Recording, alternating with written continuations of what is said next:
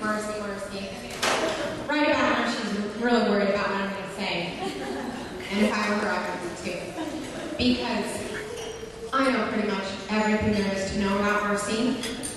The issue at hand is that she also knows everything there is to know about me. So tonight I don't feel like embarrassing myself, so I'm going to keep some of the comments to myself. So here I go. The first time I met Marci was at St. Mary's. She had just gotten back to campus from an Esprit outlet outing in the city. Those of you who went to St. Mary's are probably aware of what the words Esprit outlet mean. Lara, you might want to talk to your daughter about the words Esprit outlet. The second time I met Marci, she offered to take me to our school's football game. When she picked me up in the parking lot, we likely bumped into 3 parked cars. She simply said, "Oops, love taps," and then we went on our merry way.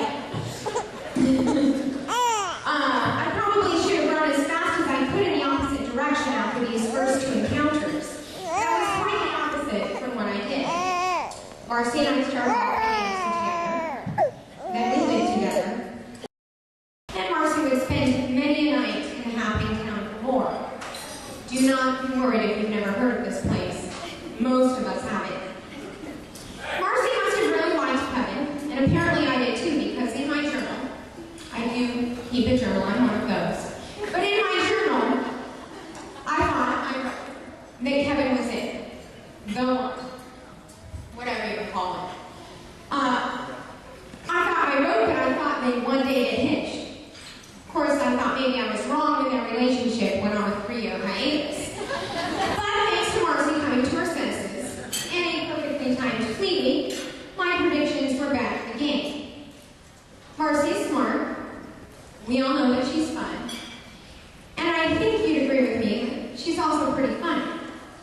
And her shitty grin and simple dimple allow her to get away with murder. She'll make you laugh.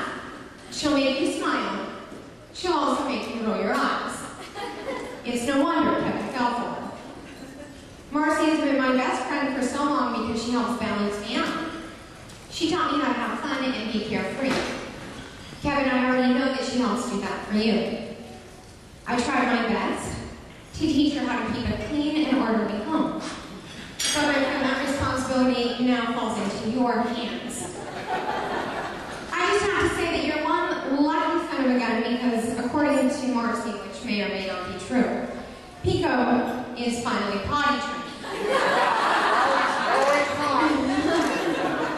He's not there? No.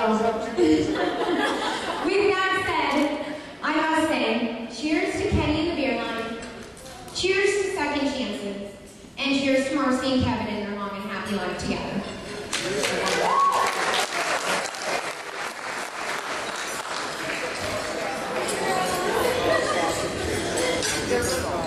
And some of you might have figured out we have more than one maid of honor, more than one best man, so we now have one of our best men. We have Kelly, who will say it and speak as well.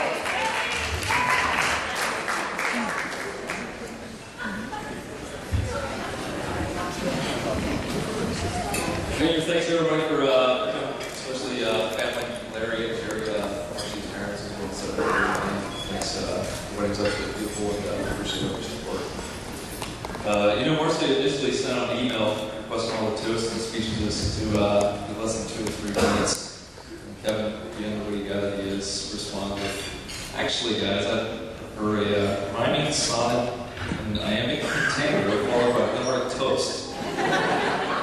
Another smart guys, I have no idea what a rhyming sonnet and iambic pentameter means, so decided to write a few toasts instead.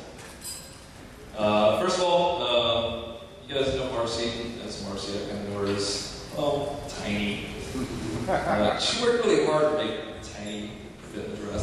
That's her derriere, you don't know. And Marci looked really wonderful, so I decided to write a little number for you. Marci's ring surely is shiny. Her dress compliments her honey. It was a beautiful day, and so I must say, it's going to be a great night for Tiny.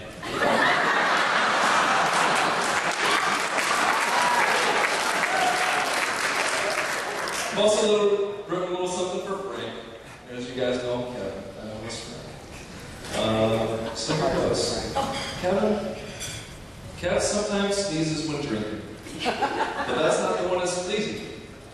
It's when he's confused which one he shall use. Toilet or stairwell for pooping.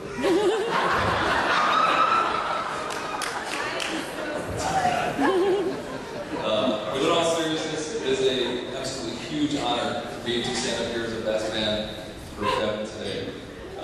Kevin is truly one of the smartest and most honorable guys I've ever known. It's also a huge honor for me to serve with someone who's as dedicated to our profession and our love for our country. You're not going to find a more dedicated guy, and I'm sure he gets that from his family, from whom I have the utmost respect. What makes me the happiest, though, is knowing that you truly found the perfect match for you. And it's very evident that you and Marci are going to be great. Another very important honor that I have this evening is to welcome Marci to the family. It's not the Durkin family, but to the Navy family.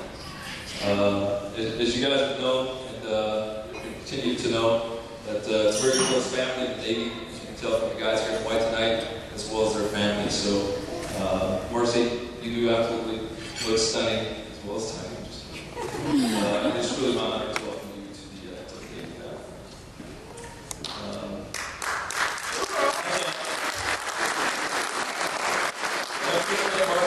She had the big shitty grin on her face, much like that right there.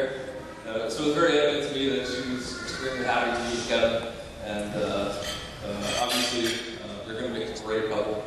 Here it is 5 years later, husband and wife. I'm very happy for you guys. So if I could just finish with one last limerick, the newest and most beautiful member of the Navy, as well as my best friend, most honorable guy. The festivities soon will resume, and I have just one last task, I assume.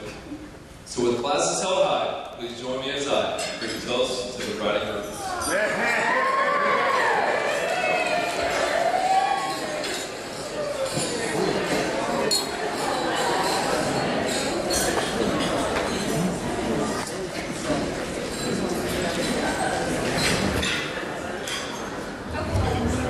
Yeah, so the 2-minute speeches through the kitchen off just a little bit, so we're going to pause for part 2. We'll get back in about 10 minutes, okay? So, got another 5 speeches after that.